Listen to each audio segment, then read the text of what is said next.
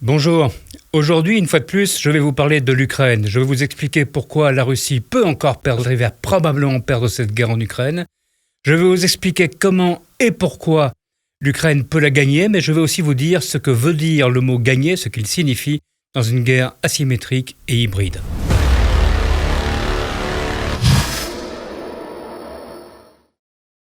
Plus d'un an a passé depuis le début de la guerre en Ukraine, de la guerre d'agression menée par la Russie en Ukraine. Un an avec des pertes terribles, des pertes presque insupportables des deux côtés, j'en parlerai un peu plus tard.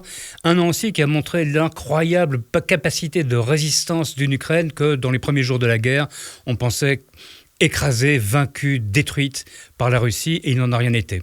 Il y a en effet eu 3 phases dans cette guerre, en tout cas nous sommes dans la 3e aujourd'hui. La première, ça a été cette phase de résistance dans laquelle le rouleau compresseur russe a été arrêté par la volonté du peuple ukrainien, par le courage de ses soldats, par aussi le sens stratégique de ses officiers supérieurs qui avaient été entraînés depuis des années par l'OTAN. La deuxième phase, ça a été celle de la contre-offensive, où une fois de plus, l'Ukraine nous a surpris avec des capacités que nous n'imaginions pas, avec la possibilité qu'ils ont eu de reprendre plusieurs milliers de kilomètres carrés que les Russes avaient conquis depuis le début de l'intervention le 24 février dernier. Et là, nous sommes dans la 3e phase, qui est une phase de résistance, une phase durant laquelle on voit la pression russe s'accentuer d'une manière terrible, avec des combats absolument terrifiants à Bakhmout, avec des barrages de tirs de missiles qui frappent parfois l'ensemble du territoire ukrainien. Et malgré tout, à Bakhmout et ailleurs, les Ukrainiens ne reculent pas. Il y a de petits gains territoriaux, du grignotage territorial par la Russie, mais rien de très significatif. La 4e phase, celle de l'offensive, la contre-offensive ukrainienne qui sera décisive, va arriver. Dans l'immédiat, l'Ukraine doit continuer à résister à Bakhmout. Elle doit jusque fin avril, début mai, disons dans les 2 mois qui vont s'écouler à partir d'aujourd'hui, elle doit montrer qu'elle ne cède pas de terrain. C'est pourquoi Bakhmout est important. Bakhmout n'est pas un lieu stratégique particulièrement sensible, même si la prise de Bakhmout serait une défaite psychologique pour l'Ukraine et permettrait sans doute à la Russie de faire quelques gains territoriaux autour de cette ville, peut-être attaquer d'autres villes relativement importantes de l'Est de l'Ukraine. Mais ce qui est important pour l'Ukraine, c'est de continuer à démontrer sa capacité de se battre face à une puissance russe qui est exacerbée et qui est nettement supérieure dans certains domaines. C'est donc une opération psychologique qui se mène à Bakhmout. C'est aussi une opération de propagande, mais c'est aussi et surtout un abcès de fixation pour l'armée russe. C'est un endroit où les Russes concentrent énormément de moyens, qu'ils soient militaires ou que ce soit ceux du groupe Wagner, et c'est un moyen donc où on peut détruire du matériel russe et où on peut, c'est le but de la guerre, tuer le maximum de soldats russes, et c'est ce qui se passe. C'est aussi un lieu qui exacerbe les tensions en Russie. On a très bien vu ces dernières semaines les prises d'opposition d'Evgeny Prigojine, qui attaquait directement le ministère de la Défense, parfois même le Kremlin, en prétendant que l'état-major russe ne lui donnait pas les moyens nécessaires pour se battre à Bakhmout. Il parlait de munitions, il parlait d'armement, essentiellement. Ça a déclenché pas mal de tensions en Russie. Ça a aussi montré que cette rivalité qui existe aujourd'hui entre, d'une part, l'armée régulière, avec à sa tête Valéry Gerasimov, qui est un fidèle de Poutine, mais qui est aussi un bon soldat, un grand soldat, qui a une vision stratégique, qui est capable de se battre, qui est capable d'organiser ses soldats, qui est capable de soutenir une offensive, et d'un autre côté, un homme comme Prigojine, qui n'est en définitive qu'un voyou et un pilleur, un délinquant, mais qui est devenu un chef de bande, le chef d'une bande sanglante qui répand la mort en Ukraine depuis plus d'1 an maintenant. Après cet effort qui permettra aux Ukrainiens, nous l'espérons, de résister petit à petit, et ça a déjà commencé, les moyens les plus lourds que l'Occident a mis au service de son allié ukrainien vont commencer à arriver. Sans doute déjà des dizaines et des dizaines de chars, dont certains sont déjà sur le terrain.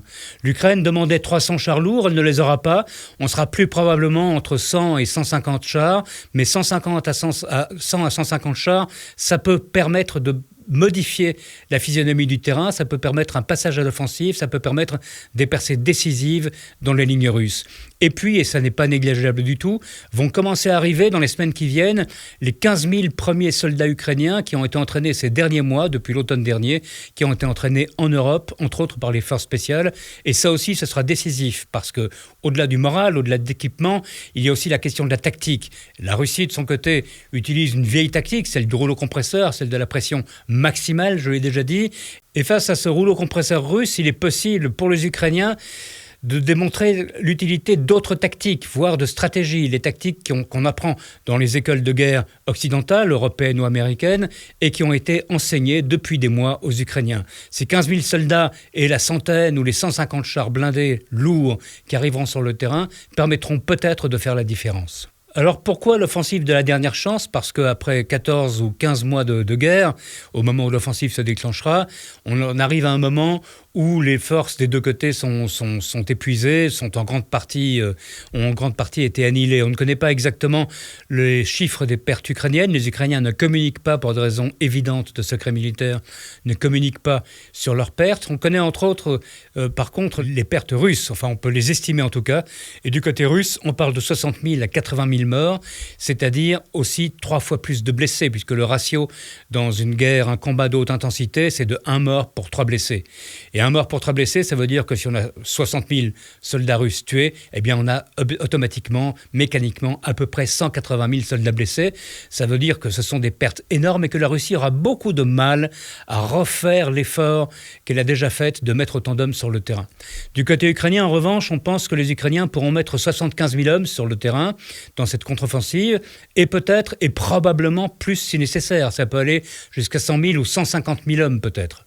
Ce sera donc un effort décisif, soutenu par ces blindés occidentaux, les blindés lourds dont je parlais, et par les 15 000 premiers soldats formés par l'Union européenne aux tactiques de guerre moderne. Et c'est là peut-être ce qui permettra de faire sauter le verrou de Bakhmout, mais surtout d'enfoncer les lignes russes et aux Ukrainiens de repartir à l'offensive et de miner définitivement le moral de l'armée russe. Du côté russe, en revanche, on a beaucoup attendu une nouvelle offensive de printemps. Il est possible qu'elle se produise, mais c'est de moins en moins probable. Les Russes sont étriés, les Russes ont perdu énormément de matériel. Ils arrivent toujours à le recompléter, manifestement. On le voit entre autres dans les tirs de missiles, les tirs de barrage de missiles, mais probablement plus assez pour mener une offensive de taille significative. Ce sera donc réellement, à la fois pour les Ukrainiens et pour les Russes, l'offensive de la dernière chance. Et c'est après cette offensive, probablement en juillet, en tout cas durant l'été, qu'on pourra faire le bilan, qu'on pourra voir quelle va être l'issue de la guerre, ou en tout cas en être plus certain. Est-ce que ce sera une victoire ukrainienne ? Est-ce que ce sera une victoire assez peu probable de la Russie ? Est-ce que ce sera un tournant vers une guerre d'enlisement qui pourrait durer encore des mois, voire des années ? Nous le saurons probablement cet été. Mais d'ici là, et ça a déjà commencé, nous avons évidemment beaucoup de bruit, ce qu'on appelle le brouillard de guerre, ce mélange de fausses informations, de désinformation et de propagande. Nous avons vu pas mal de choses ces derniers temps. Nous avons vu par exemple ce plan de paix chinois qu'on attendait avec impatience, sur lequel on glosait beaucoup et qui en définitive n'est pas grand-chose. C'est beaucoup de bruit pour rien. Les Chinois disent, il serait bien d'arrêter la guerre et de retourner à une paix par la négociation. C'est un peu difficile d'imaginer que cela puisse se faire, et en tout cas, les Chinois ne nous disent pas comment ça pourrait se faire. Nous avons eu aussi les habituelles déclarations russes. Rappelez-vous cette déclaration de Lavrov, le ministre russe des Affaires étrangères, qui en Inde a déclenché un fou rire quand il a expliqué comment la Russie avait réagi à la guerre qui lui avait été déclarée. Même les Indiens qui étaient dans la salle, qui étaient jusqu'à présent plutôt quand même favorables, comme certains dans le tiers-monde qui étaient favorables à la Russie, n'ont pas pu s'empêcher d'éclater de rire. Et puis, toujours dans une phase qui est assez amusante sur ce fond de tragédie, nous avons eu la déclaration de Donald Trump, l'ancien clown de la Maison-Blanche, qui a déclaré tout à fait sérieusement que lui, s'il revenait au pouvoir, eh bien, il arrêterait la guerre en un jour, à peu près un jour. C'est ce qu'il a dit. Je peux l'arrêter en un jour, je sais comment faire, je sais comment parler à ces gens-là, dit-il en parlant des Russes. Quelques jours plus tard, pour donner la puissance et la profondeur de sa pensée stratégique, il a ajouté, mais de toute façon, cette guerre en Ukraine, elle n'est pas intéressante, elle n'est pas vitale pour les intérêts américains, ce qui prouve à quel point cet homme est déconnecté des réalités stratégiques. Mais au-delà de ce brouillard de guerre, au-delà de ces déclarations à l'emporte-pièce, évidemment, il y a la réalité du terrain. La réalité du terrain, ce qui se passe jour après jour, nous l'avons vu, ce sont par exemple ces tirs de barrage, il y a quelques jours, il y a plus d'une semaine, qui ont frappé plus d'une vingtaine de villes ukrainiennes simultanément, qui ont fait des morts et qui à nouveau ont détruit des infrastructures énergétiques importantes pour les Ukrainiens. C'est aussi cet incident de la mer Noire dans laquelle 2 Sukhoi ont probablement percuté, en tout cas détruit, un drone Reaper américain. Alors, on en a beaucoup parlé également, certains ont évoqué la possibilité d'une troisième guerre mondiale. Il n'y aura pas de troisième guerre mondiale pour un drone qui a été détruit. Il n'y a pas eu mort d'homme, mais c'est un signe clair des tensions qui existent en Méditerranée orientale, qui existent surtout dans la mer Noire, qui existent à proximité de l'Ukraine et de la Russie, et de la possibilité à un moment ou l'autre d'un accident qui lui pourrait, s'il y avait un accident direct entre des forces de l'OTAN, des forces américaines et les forces russes, qui lui pourrait faire déraper totalement cette guerre vers un conflit mondial, mais clairement, nous, pour le moment, nous n'en sommes pas là. Il y a aussi autour de l'Ukraine les tensions en Géorgie, en Moldavie, où on devine bien cette volonté russe qui est à l'œuvre d'ouvrir peut-être de nouveaux terrains d'opération, pas des terrains militaires. Je ne pense pas que les Russes en aient la capacité aujourd'hui, mais des foyers de tension qui pourraient distraire l'attention de l'Occident, qui requerraient d'autres aides militaires occidentales et certainement un appui, une attention accrue de sa diplomatie. Tout cela évidemment au détriment de ce qui se passe sur le territoire ukrainien. Ce qu'on peut dire aujourd'hui, c'est que l'issue de cette guerre va déterminer l'avenir de l'Europe, l'avenir stratégique de l'Europe pour les années et sans doute les décennies à venir. Si l'Ukraine gagne ce que nous souhaitons, la Russie par définition sera battue et sera probablement calmée, verra ses ambitions impérialistes, militaristes, agressives calmées pour des années. Ce sera bon pour l'Europe, ça permettra d'intégrer d'autres pays, ça permettra de recommencer à construire l'Ukraine et peut-être de nouer de nouvelles alliances dans la région. Si l'Ukraine perd, en revanche, ça voudra dire que nous vivrons pendant longtemps sous la menace de l'impérialisme russe. Alors, je vous avais promis de vous expliquer ce que veut dire perdre, ce que veut dire gagner dans une guerre asymétrique, dans une guerre hybride. Pour l'Ukraine, aujourd'hui, il ne s'agit plus tellement, en tout cas pour le moment, de reconquérir l'ensemble de territoire ukrainien, ce qui était et ce qui reste le programme affiché de l'Ukraine et ce qui reste le souhait de l'Occident, de l'OTAN, de l'Union européenne. Il s'agit de tenir, il s'agit de repousser le plus loin possible les forces russes, de montrer que la Russie n'est pas toute puissante. Ça déjà, ce sera une victoire qui permettra probablement d'arriver à un accord de cessez-le-feu et puis après on verra ce qu'on peut construire sur cet accord. Ensuite, pour les Russes, perdre, pour celui qui perdra. Pour la Russie, perdre, ça ne veut pas dire voir son armée totalement écrasée, même si elle a déjà beaucoup souffert en Ukraine et que ça n'est pas terminé. Ça veut dire simplement ne pas arriver à ses fins. Si la Russie n'arrive pas à annihiler l'Ukraine, comme elle continue à prétendre vouloir le faire, si elle n'arrive pas à consolider les positions qu'elle a dans l'Est et dans le Sud de l'Ukraine, alors à ce moment-là, même si elle est toujours présente sur le terrain, la Russie aura perdu la guerre. Merci d'avoir regardé cette vidéo.